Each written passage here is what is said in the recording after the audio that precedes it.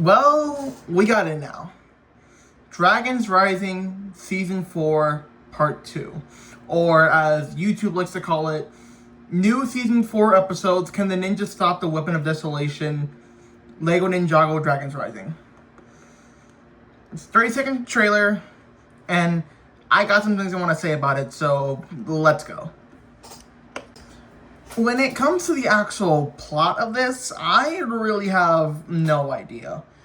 All I really know about it right now is that it has something to do with Zivtar, I think that's how you say his name, the Loyalists, and the Weapon of Desolation, and potentially something to do with Jay's memories. But I'll get into that later. But right now, I want to talk about the characters. So let's go into that. The first character I want to talk about is my favorite character, Jay.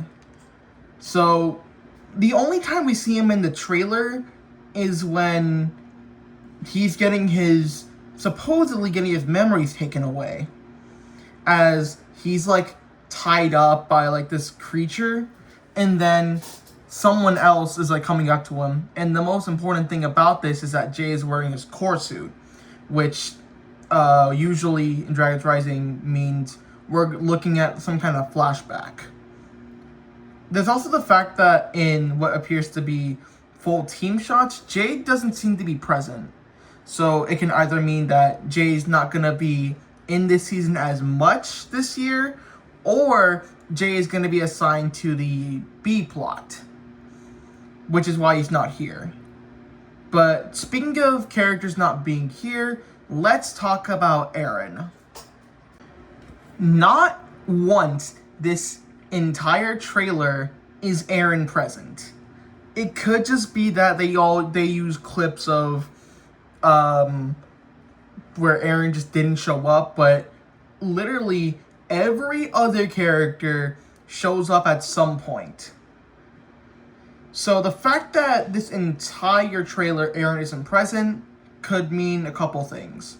For one, during Season 3, Eren mentions the fact that he wanted to go on vacation with his parents. So that could explain his absence. That's really all I have to say about it. I thought I'd talk about this a little more, but yeah, Eren's just not there. So he's probably on vacation. He's probably pulling a Zane Season 3 Part 2. Next character I want to talk about is Nia. Now, the main scene I want to talk about with Nia is that team shot that happens around, I think, 10 seconds in, because it's really interesting. Everyone in the shot is wearing their Draconis suits, except for Nia for some reason. And I don't think that this is an animation error, because for some reason, not only is Nia wearing her Draconis suit in a shot where everyone else is with Spectral suit, I meant to say Spectral suit there, in a shot where everyone else is wearing their Draconis suit, Nia's also wearing this straw hat for some reason. To which, I don't know what's up with that. She could just be LARPing her husband when he was rogue. But well, I guess we'll just have to see. A lot of this is just going to be, I have no idea. Let's just see what happens. A scene that caught my attention was Sora in her original Season 1 mech. That caught my attention due to the fact that it's been so long since we've seen it. I don't remember the last time we've seen that mech. But yeah, now Sora is using it again in the city.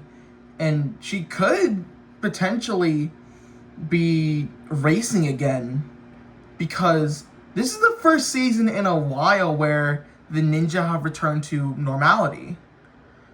Because in the last time we've had that was Season 1 of Dragons Rising.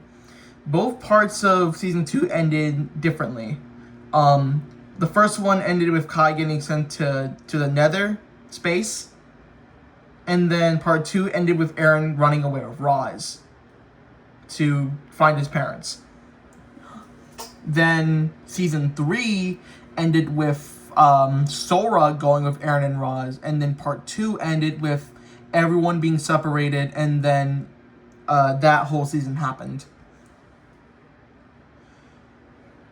So this is the first season to where things have kind of normal, which I think could be really interesting. So maybe Sora is participating in the race again because she now has the chance to. She can actually kind of do something that to her feels normal. And it could also explain why Wildfire is in Kai's car, because there's not really an explanation for that. But maybe she's partaking in the race this time around. Maybe Sora and Aaron showed it to her and she thought, wow, that's pretty cool. I'm gonna join that.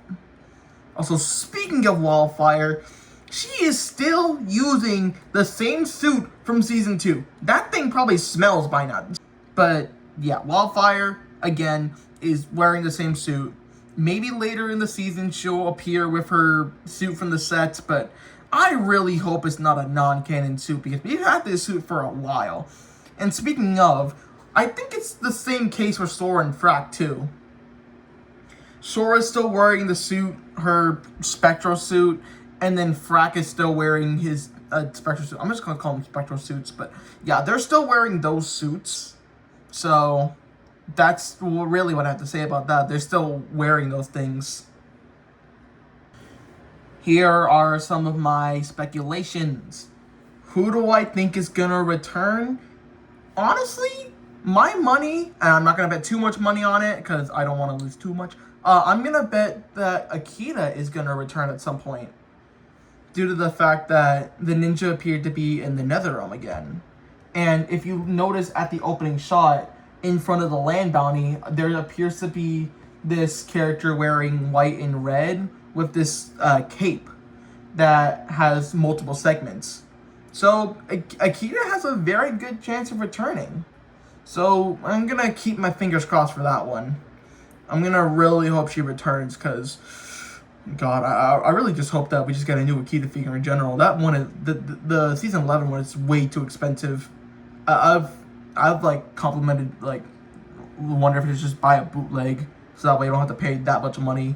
But if we get a new Akita figure next year, that would be great.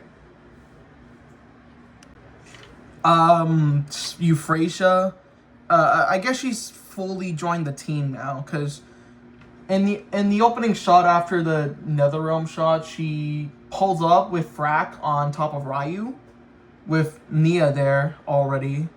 So the fact that she's already wearing her Spectre suit there, I meant to say her Draconis suit, but then we later see her in her Spectral suit. Really, it makes me wonder what they're doing with her this season.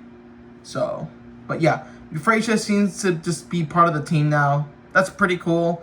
I like Euphrasia as a character. I think she's, like, out of all the newcomers, she has a pretty cool personality. And she has the power of wind, so that gives her some points as well. But yeah, that's what I've got to say about that. I mentioned Jay earlier, but I do think he is gonna be part of a B plot, or his memory is gonna be a motivator for the ninja this season.